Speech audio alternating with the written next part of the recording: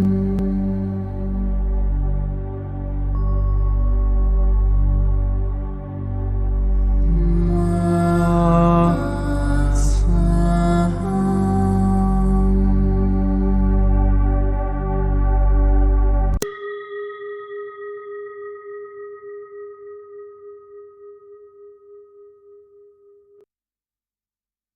qui suit est la transcription d'un échange entre Mathias de Stefano, désigné ici comme moi, et son soi supérieur désigné comme je suis.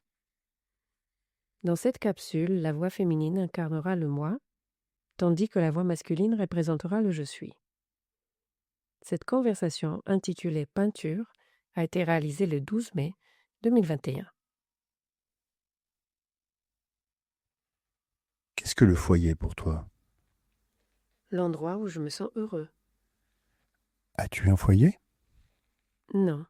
Et ce n'est pas parce que je ne me sens pas heureux, mais parce que je n'ai jamais construit de refuge dans ma vie. Je n'ai jamais eu besoin de me sentir en sécurité dans un endroit précis.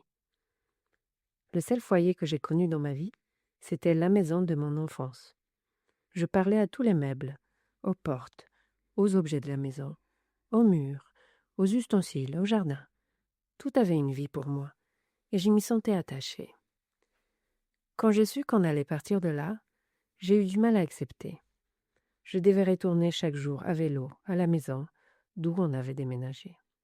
Et même si l'endroit où nous étions était génial et que j'avais mon propre espace, ce n'était pas mon chez-moi. Puis, nous avons déménagé en Espagne, et là non plus, je ne me sentais pas chez moi. Depuis lors, nous avons déménagé, depuis mes 13 ans, tous les 2 ans, d'un endroit à l'autre, mais je n'ai jamais considéré aucun d'entre eux comme mon chez-moi. En Argentine, il y a près de 2 ans, nous avons réussi à acheter une maison. Mais pour moi, cela reste une maison, pas un foyer, car je n'ai pas réussi à y vivre, ni à sentir que j'y ai ma place. Tu n'as pas encore allumé ton feu. Non, je n'ai pas ressenti le froid là-bas. Je ne me suis pas recroquevillée. Je n'ai pas allumé le foyer, le feu de cheminée. Comment te sens-tu de ne pas avoir de foyer? Au début, ça me convenait, car je sentais la terre comme mon foyer. Dernièrement, je ressens un grand besoin d'avoir cet endroit, que je pourrais appeler mon foyer. Mais je ne conçois le foyer que comme cet endroit, ou partagé avec des amis. C'est pourquoi je suis toujours à la recherche de cela, ce qui est devenu beaucoup plus présent depuis l'énergie du taureau. Ce dont je suis sûre, du moins pour l'instant, c'est que l'endroit que je considère comme un foyer n'est pas celui où je suis seule, mais celui où je partage avec les autres. Tu ne peux pas voir les choses de manière monotone. J'ai besoin que la vie ait de la couleur, j'ai besoin qu'elle soit variée, qu'elle m'apporte des informations. Vivre toutes les couleurs de la vie, c'est recevoir beaucoup d'informations de l'univers. Peut-être devrais-tu repeindre la maison. La repeindre? Oui, apporter des couleurs à cet endroit, le vivre à travers la magie de ton âme. Car il n'y a pas de meilleure façon de contempler tes rêves que de leur donner de la couleur et de laisser une marque, une empreinte dans la vie. Pour manifester ton chez-toi, tu dois tenir compte de la manière dont tu l'imagines. T'es-tu déjà demandé si tu rêvais en couleur ou en noir et blanc? Non. Y a-t-il une différence? Quand tu rêves, ta conscience se manifeste, te montrant ce que ton monde intérieur essaie de voir dans le monde extérieur. Les formes et les couleurs que tu vois sont essentielles pour identifier les informations ou le niveau de concrétisation dont tu disposes, car chaque couleur est une donnée. Lorsque tu visualises, imagines ou rêves, et que tu vois les choses dans des tons sombres, obscurs, grisâtres, cela dénote une baisse d'énergie en toi, qui accumule des données à basse fréquence, avec une capacité quasi nulle d'amplitude d'onde, et donc d'amplitude de conscience. Si au contraire, vos rêves sont plus colorés, vous pouvez constater qu'il y a beaucoup plus de données, d'informations, qui vous ouvrent davantage l'esprit à de nouvelles options, à haute vibration. Il est également normal que vous rêviez de situations où une seule couleur se détache parmi les autres, ce qui indique ce que vous pensez ou les codes qui vous compose. La lumière est porteuse de l'information de l'univers, et par conséquent, ses couleurs sont les livres où elle est imprimée. Je crois que je rêve en couleur, certains jours plus que d'autres. Mais je n'avais jamais réfléchi à cela, au fait que chaque couleur que je regarde possède une information. Il existe des millions de couleurs et de nuances, et chacune d'elles livre une partie de la grande histoire cosmique. Tu peux donc voir que l'univers te transmet constamment des informations chaque fois que tu l'observes. Chaque couleur qui te parvient charge ton monde intérieur d'informations, auxquelles tu n'as même pas besoin de penser, dans la plupart des cas, car ce sont des données automatisées dans ton cerveau, stockées sous forme d'idées, de traumatismes, d'intentions, de plaisirs, de sentiments, auxquels on attribue une couleur en fonction de ce que tu voyais dans ces circonstances.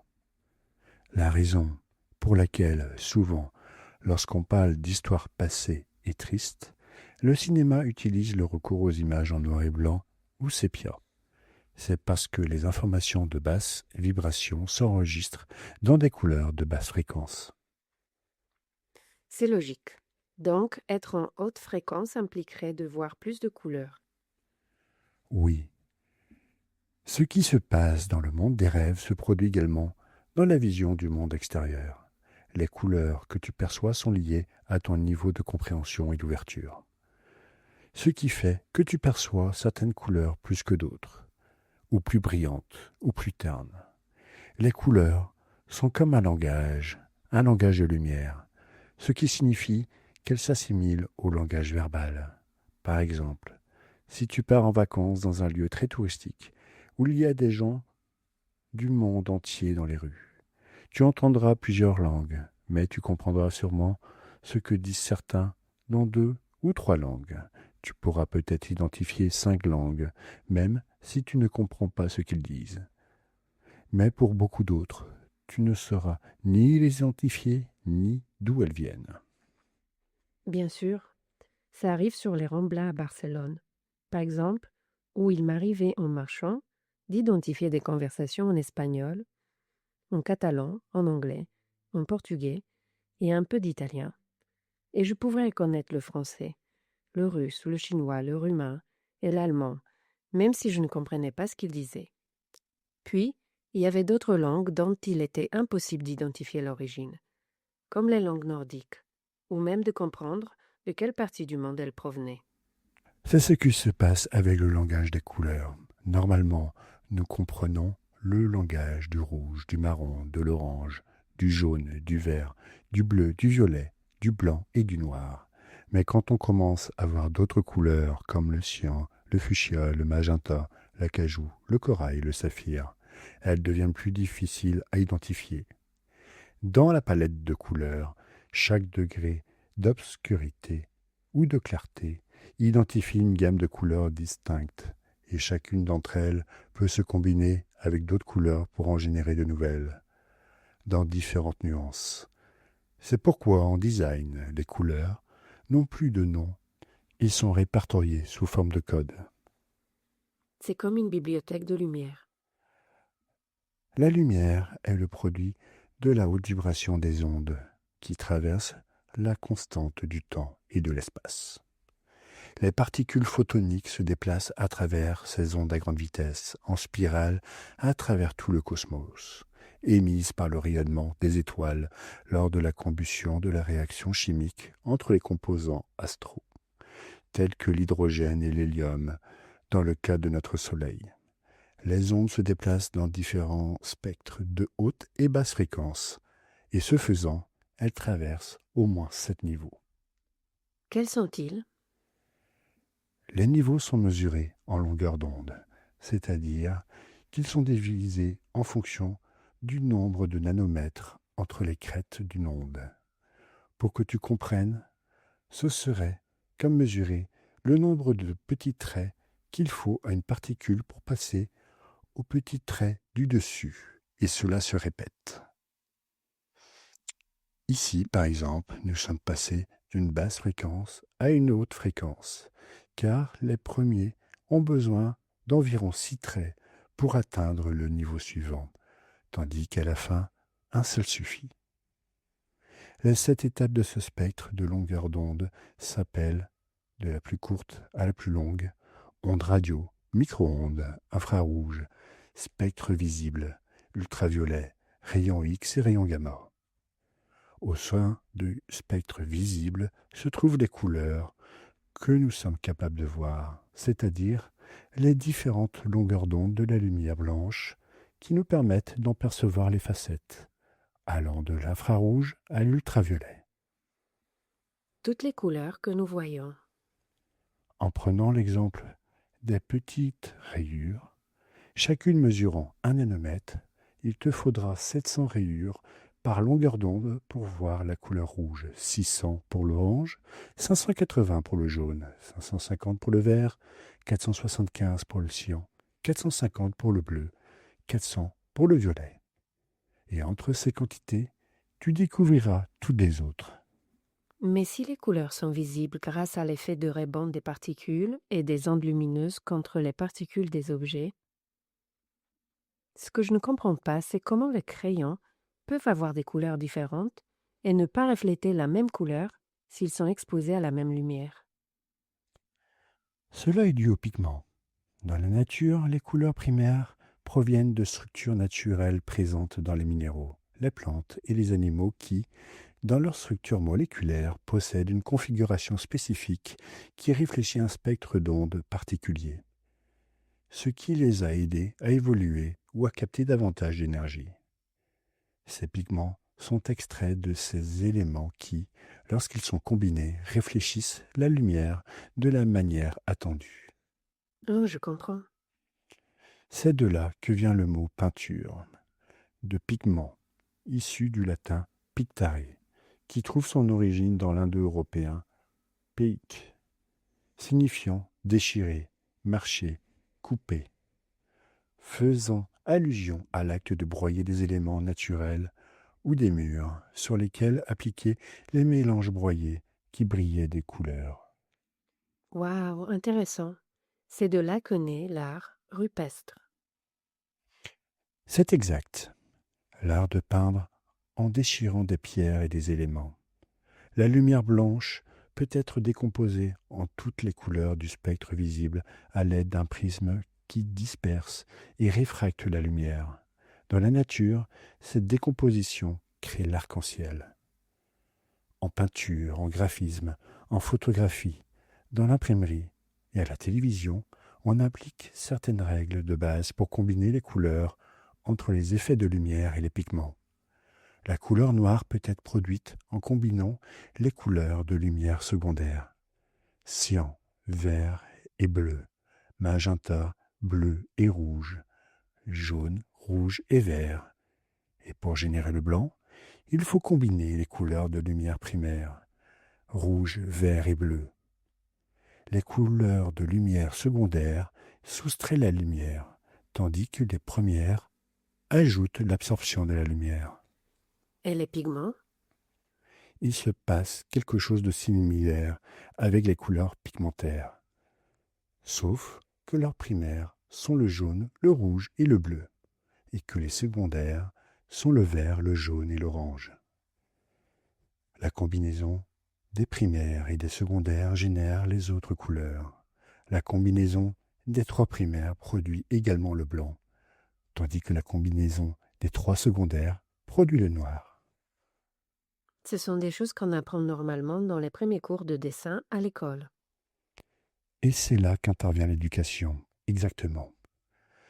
Les couleurs que nous recevons de l'extérieur nous fournissent des informations sur la lumière provenant du soleil, de l'électricité ou de la bioluminescence, des informations sur l'environnement qui nourrit mon être. Mais il y a aussi la lumière interne, les photons et les électrons qui composent nos corps, la lumière intérieure. L'éclat de l'âme qui rayonne, n'est-ce pas? C'est le potentiel intérieur, le soleil intérieur, la lumière de l'être. Cette énergie émane de l'intérieur vers l'extérieur et elle transmet également des informations de soi vers l'extérieur, des données et des codes qui se concrétisent dans le monde. Sous forme d'art. La peinture, l'un des 7 arts. Le graphisme, la photographie, la peinture sont les outils intérieurs qui permettent de concrétiser les données du monde intérieur, en jouant avec les couleurs et en manifestant à l'extérieur ce qui s'y trouvait au plus profond. Peindre me fascine. C'est quelque chose que j'apprécie beaucoup. Cela me fait sentir libre. Chacun trouvera sa propre façon de l'exprimer. Au commencement des temps, lorsque les hominidés ont commencé à développer la culture humaine, la manière de transmettre l'information à travers le temps consistait à graver, à marquer les roches, en y laissant des idées conceptuelles, comme un cercle signifiant le soleil, ou une vague symbolisant une rivière, jusqu'à ce qu'ils se rendent compte qu'avec certains coquillages, fruits, sauges et minéraux, ils pouvaient ajouter des couleurs à cette tache sur le mur, ce qui les a amenés à découvrir les premiers pigments et à réaliser les premières peintures représentant des animaux, des activités ainsi que des situations. Ils racontaient des histoires à travers ces images. Ils enregistraient leur accomplissement. Ces symboles se sont perfectionnés jusqu'à créer une forme de langage qui était communiquée par une écriture sacrée appelée hiéroglyphe.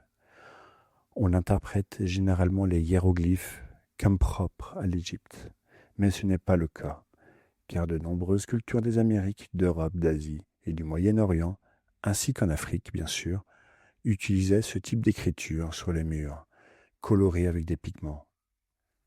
La couleur appliquée au personnage ou aux mots était liée à ce que l'image représentait, conférant ainsi à la couleur une valeur spécifique.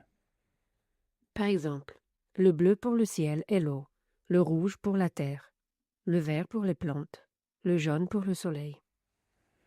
Et de là, on est passé à des termes plus conceptuels. Le bleu représentant la fraîcheur, la fluidité, le rouge la rigidité, la structure et l'agressivité, le vert la guérison, le calme, et le jaune la vitalité, la joie, la divinité. Cela a généré une échelle chromatique de concepts qui, au fil de millions d'années, a amené notre cerveau à associer les couleurs aux émotions et les émotions aux idées. La signification des couleurs. Tu peux voir ainsi que chaque couleur possède un aspect positif et un aspect négatif. Dans le cas de la couleur rouge, le positif nous renvoie à la passion, l'audace, l'importance, la force, la chaleur, l'énergie, la stimulation, la masculinité, l'excitation, l'exubérance, l'intrépidité. Le négatif, c'est le défi, l'agressivité, l'impact, la tension.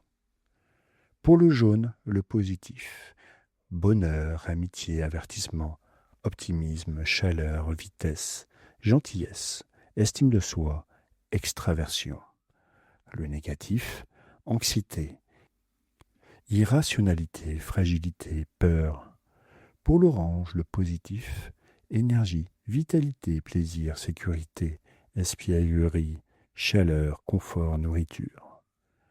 Négatif, privation, frustration, frivolité, immaturité. Le vert a pour aspect positif la nature, la santé, la paix, le bio, l'équilibre, la régénération, la conscience, l'harmonie. Et pour l'aspect négatif, l'ennui, la stagnation, l'énervement. Le bleu en positif, l'intelligence, la confiance, la sécurité, la sérénité, la communication, l'efficacité, la logique, la réflexion, le calme. En négatif, froideur, distanciation, manque émotionnel. Et le violet a pour aspect positif le luxe, le mystère, la créativité, le spiritualisme, la vision, l'authenticité, la vérité. Et en négatif, l'introversion, la décadence, la suppression. Ce sont les couleurs des chakras. Et ce sont elles qui exprimeront ces intentions. Cet arc-en-ciel et ses différentes nuances ont façonné le monde intérieur à partir du monde extérieur, donnant au monde intérieur les outils pour manifester des idées et des rêves à l'extérieur. Les arts les plus anciens d'Afrique et d'Europe ont été suivis par les images conceptuelles d'Australie, L'Asie a commencé à développer ses iconographies qui ont ensuite été transmises aux Amériques. L'éveil des arts dans la peinture a commencé comme une forme d'écriture sacrée, de transmission d'informations, et a fini par devenir une forme de beauté et d'expressivité. Ce qui nous a donné l'art des fresques en Égypte et en Mésopotamie, les tombes décorées de l'Inde et de la Chine, les mosaïques et la peinture à la chaux en Grèce, et à Rome avec la naissance artistique, l'art médiéval, romain, les tableaux baroques, la Renaissance. Tout a commencé avec les peintures rupestres du Paléolithique, il y a plus de 27 000 ans, décrivant la chasse et la cueillette. L'art néolithique, à environ 10 000 à 15 000 ans, a décrit la sédentarité. Dans le monde antique, l'Égypte avec ses peintures sacrées, la Grèce avec son naturalisme et Rome avec sa splendeur réaliste ont laissé place aux arts médiévaux paléo-chrétiens, à l'art occulte, qui a donné naissance au pré-roman jusqu'à l'an 1000, laissant ensuite place à la période de l'art byzantin et gothique pendant les 500 années suivantes. C'est alors qu'arrive la Renaissance avec l'émergence de l'art moderne, qui engendre le baroque, le rococo et le néoclassicisme, culminant à la fin du XVIIIe siècle, pour donner naissance à la période contemporaine où apparaissent les arts du romantisme, de l'impressionnisme, du symbolisme, du modernisme et de l'avant-garde, avec des mouvements tels que le cubisme, l'abstraction, le dadaïsme et le surréalisme, qui s'achèvent après la Seconde Guerre mondiale. C'est à partir de ce moment que surgissent de nouvelles tendances artistiques diverses, telles que le réalisme, le pop art, le minimalisme, l'hyperréalisme et le postmodernisme. Elles ont défini la façon dont nous voyons le monde. La peinture décrit ce que voient tes yeux, et comme tu l'as vu, il n'est pas nécessaire de bien savoir peindre pour être un artiste de la lumière. Ce qui suffit pour être un artiste de la peinture, c'est de savoir qui tu es. Savoir qui je suis? Un artiste n'est pas celui qui copie, qui imite, qui cherche à être comme les autres. Un artiste plasticien, c'est celui qui est original, qui sait qui il est, qui respecte son être et qui transpose dans ses œuvres la lumière qui brille dans son monde intérieur. J'aime ça. Alors je te propose quelque chose. Quoi? Que tu laisses s'exprimer ce peintre qui vit en toi, non pas en cherchant à imiter, mais en le laissant s'exprimer. Que peindrais-tu? Probablement quelque chose de très différent de ce que j'essaie habituellement de faire. Ne peins pas pour les autres, peins pour toi, ce que tu es. Exprime ton âme, laisse-la s'exprimer. Libère la lumière de ton intérieur réfracté dans les clairs et les sombres, dans chacune de tes vibrations, basses et hautes. Laisse-la s'exprimer. Sois qui tu es et traduis-le dans les couleurs du monde. En moi, je garde la lumière qui contient l'information de ce que je suis. Et comme l'humanité l'a fait au cours de l'histoire, je dois libérer cette partie de moi qui laissera mon empreinte dans cette histoire. Je suis le gardien de ma conscience, et c'est pourquoi moi seul peux lui permettre d'être libre. Peins-toi toi-même, sois toi-même. Si Dieu est un artiste, cela signifie que tu l'es aussi. Peins le monde qui est en toi.